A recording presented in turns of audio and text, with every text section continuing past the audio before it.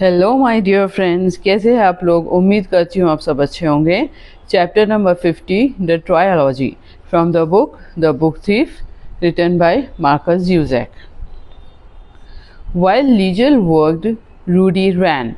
He did laps of Hubert Oval, ran around the block, and he raced almost everyone from the bottom of Himmel Street to the fraud dealers, giving varied head starts. On a few occasions, when Liesel was helping Mama in the kitchen, Rosa would look out the window and say, "Was that little circle up this time?" Up to this time, all that running out there. Leisure would move to the window. At least he hasn't painted himself black again. Well, that's something, isn't it? Rosa's reduced reasons. In the middle age of August, a Hitler Youth Carnival was being held, and Rudy was intent on winning four events: the 1500, 400, 200, and of course the 100. He liked his new Hitler Youth leaders and wanted to please them. And he wanted to show his old friend Franz Deutscher a thing or two. 4 gold medals, he said to Liesel one afternoon when she did laps with him at Hubert Oval, like Jesse Owens back in 36. You're not still obsessed with him, are you? Rudy's feet rhymed with his breathing. Not really, but it would be nice, wouldn't it? It will show all those bastards who said I was crazy. They did see that I wasn't so stupid after all. But can you really win all four events? They slowed to a stop at the end of the track, and Rudy placed his hands on his hips. I have to. For 6 weeks he trained, and when the day of the carnival arrived in mid-August, the sky was hot, sunned, and cloudless. The grass was overrun with Hitler Youth's parents and a glut of brown-shirted leaders. Rudy's dinner was in peak condition. Look, he pointed out, there's a Deutscher.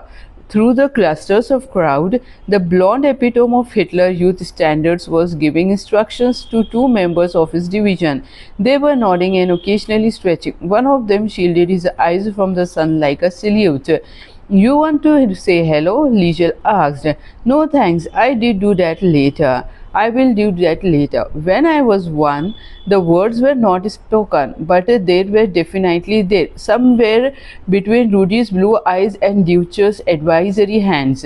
There was the obligatory march around the ground, the anthem, Hail Hitler. Only then could they begin.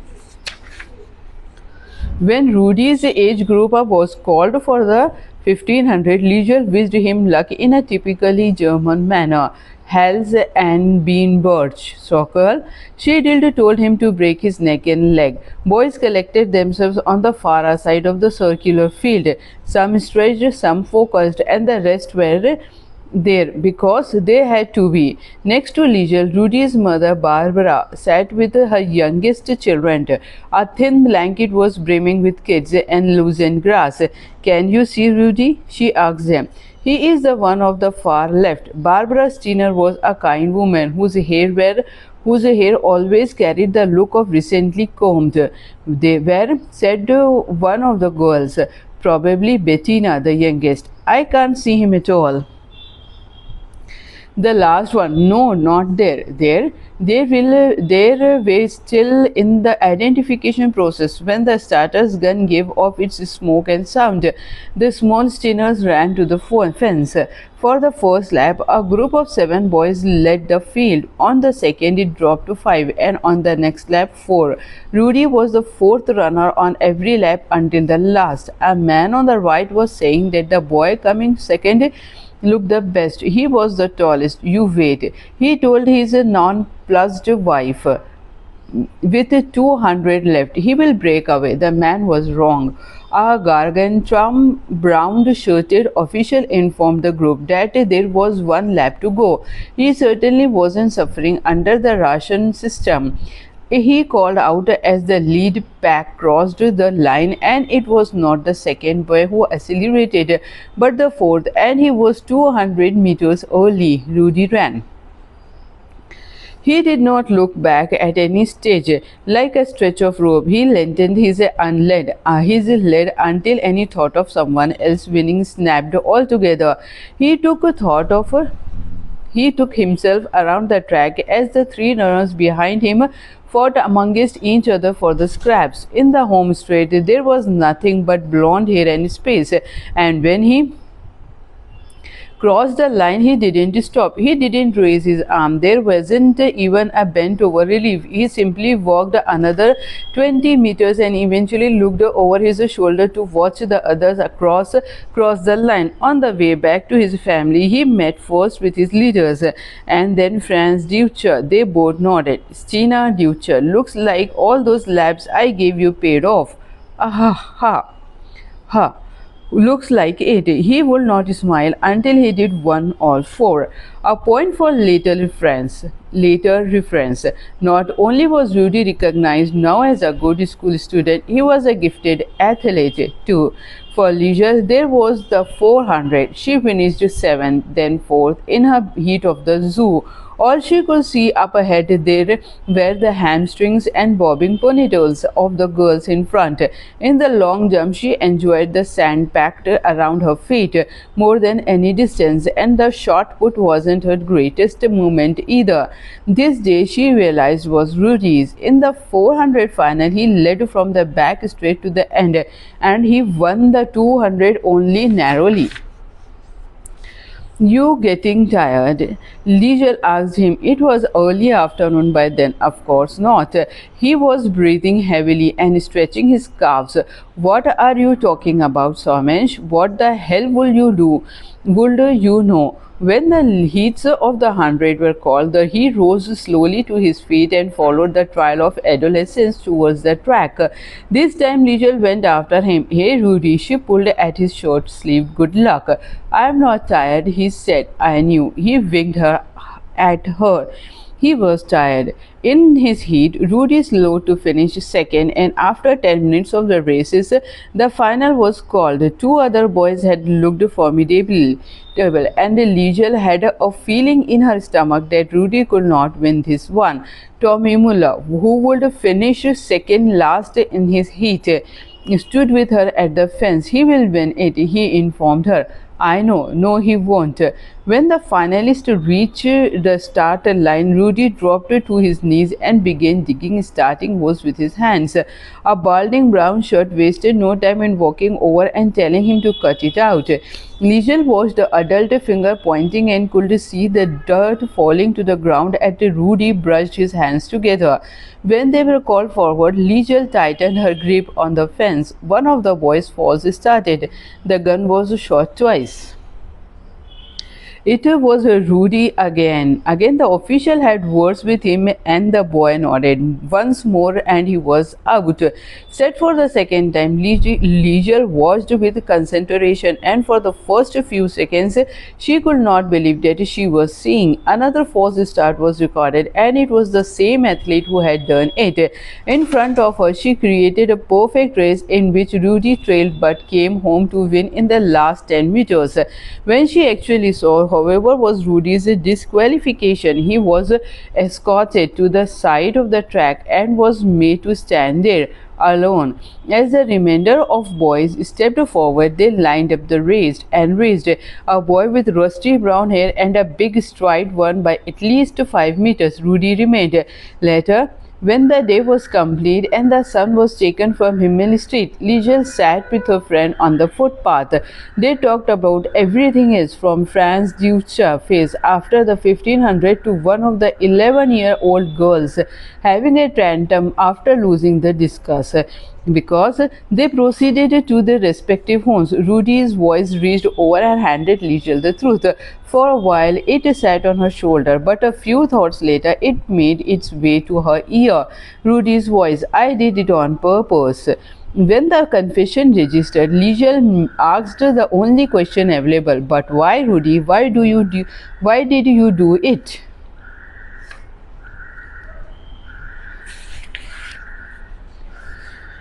He was standing with a hand on his lip and he did not answer. There was nothing but a knowing smile and a slow walk that lulled him up. They never talked about it again. For Liegel's part, she often wondered what Rudy's answer might have been had she pushed him perhaps 3 medals and shown that he did wanted to show, or he was afraid to lose that final race.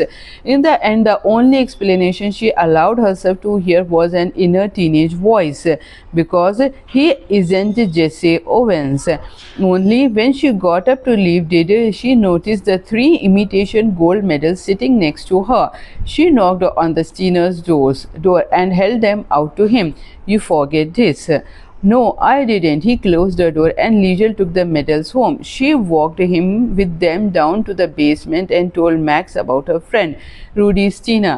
"He truly is stupid," she concluded. Clearly, Max agreed, but I doubt he was fooled. They both started work then, Max in his sketchbook, Liesel on the dream carrier. She was in the later stages of the novel, where the young priest was doubting his faith after meeting a strange and elegant woman. When she placed it face down on her lap, Max asked when she thought she did finish it. "A few days at the most, then a new one." The book thief looked at the basement ceiling. "Maybe." Max, she closed the door and leaned back. "If I am lucky."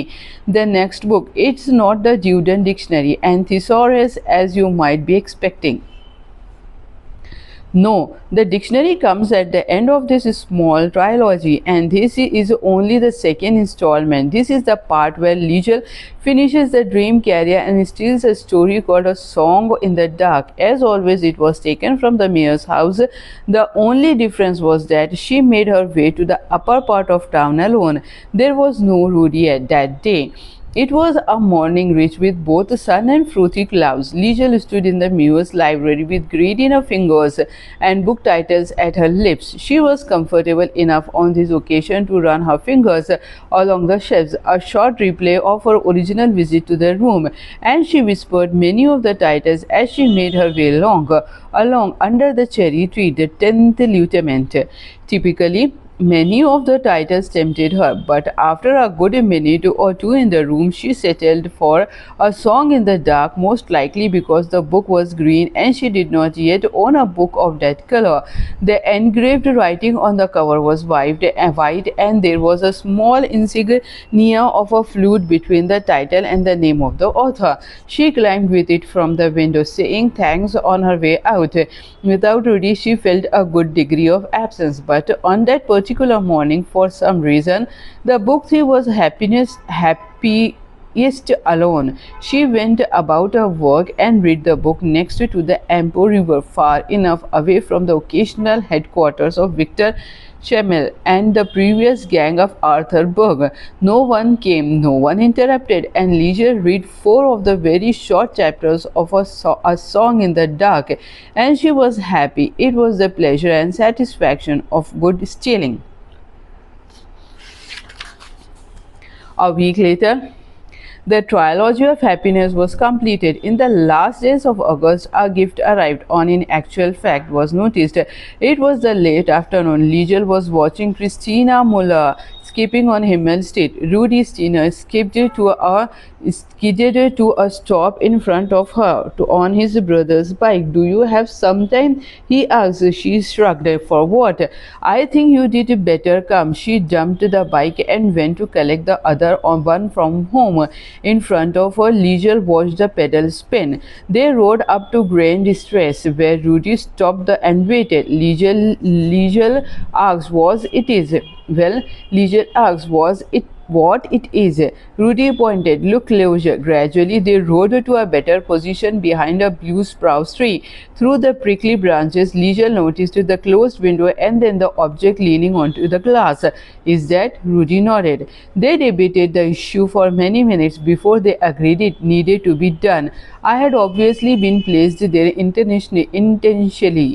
intentionally. And if it was a trap, it was worth it. Amongst the powdery blue branches, Leisure said, "A book thief will do it." She dropped a bite, observed the street, and crossed the yard. The shadows of clouds were buried amongst the dusky grass. Were there holes for falling into, or patches of extra darkness for hiding in? Her imagination sent her sliding down one of those holes into the evil clutches of the Mayor Trial himself.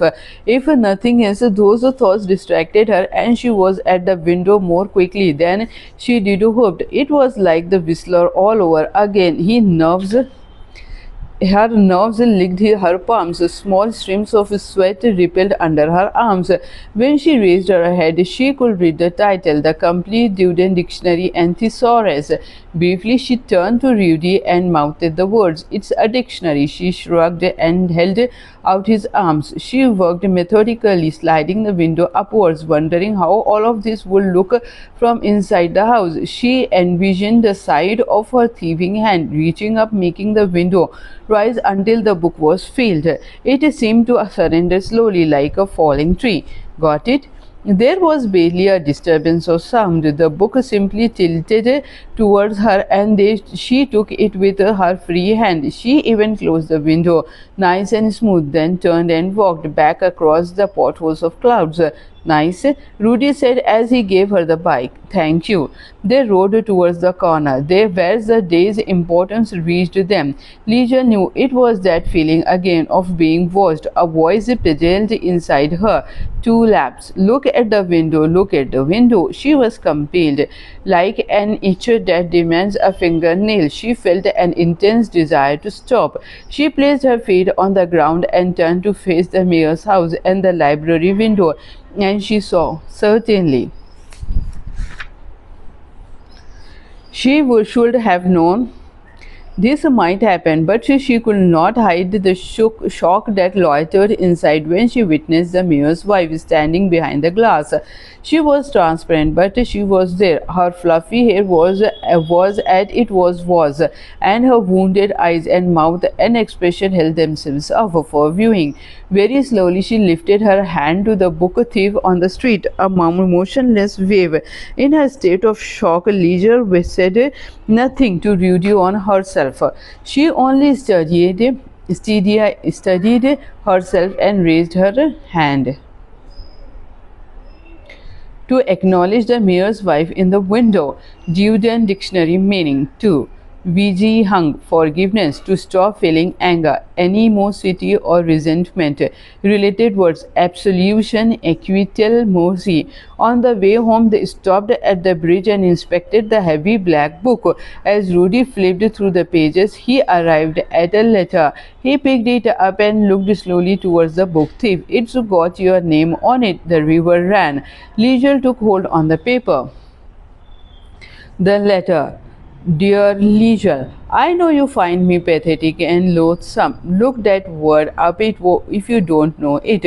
But I must tell you that I am not so stupid as to not see your footprints in the library. When I noticed the first book missing, I thought I had simply misplaced it. But when I saw the outlines of some feet on the floor in certain patches of the light, I made it made me smile. I was glad that you took what was rightfully yours. I then made the mistake of thinking that would be the end of it. When you came back, I should have been angry, but I wasn't. I could hear you the last time, but I decided to leave you alone. You only ever take one book, and it will take 1,000 visits till all of them are gone. Many people hope is that one day you will knock on the front door and enter the library in the more civilized manner. Again, I am sorry we could no longer keep your foster mother employed. Lastly, I hope you find this dictionary and thesaurus useful as you read your stolen books. Yours sincerely, Ilsa Herman. "We did better head home," Rudy suggested, but Liesel did not go. Can you wait her for 10 minutes? Of course. Liesel struggled, backed up to 8 Grand Strasse and sat on the familiar territory of the front entrance. The book was with Rudy, but she held the letter and rubbed her fingers on the folded paper as the steps grew heavier around her. She tried 4 times to knock on the daunting flesh of the door, but she could not bring herself to do it. The most she could accomplish was to place her knuckles gently on the warmness of the hood. Again, her brother found her. From the bottom of the steps, his knee healing nicely, he said, "Come on, Liesel, knock." As she made her second gateway, she could soon see the distant figure of Rudy at the bridge. The wind showered through her hair, her feet swam with the pedals. Liesel Meminger was a criminal, but not because she did stolen a handful of books through an open window. You should have knocked, she thought, and although there was a good portion of guilt, there was also the juvenile trace of laughter. As she rode, she tried to tell herself something. You don't deserve to be so this happy, Liesel. You really don't. Can a person steal happiness, or it is just another internal, infernal human trick? Liesel shrugged away from all of her thoughts. She crossed the bridge and told Rudy to hurry up and not to forget the book. They rode home on rusty bikes. They rode home a couple of miles from summer to autumn, and from a quiet night to the noisy breath of the bombing of Munich. यहाँ पे हमारा chapter number 50 ख़त्म होता है. The trilogy काफ़ी लेंदी है. Thank you for listening and watching my viewers. Thank you. मेरे चैनल को लाइक, शेयर और सब्सक्राइब ज़रूर कीजिएगा. Bye for now. मिलेंगे हम नेक्स्ट वीडियो में. Chapter number 51, the sound of sirens. Bye. Thank you.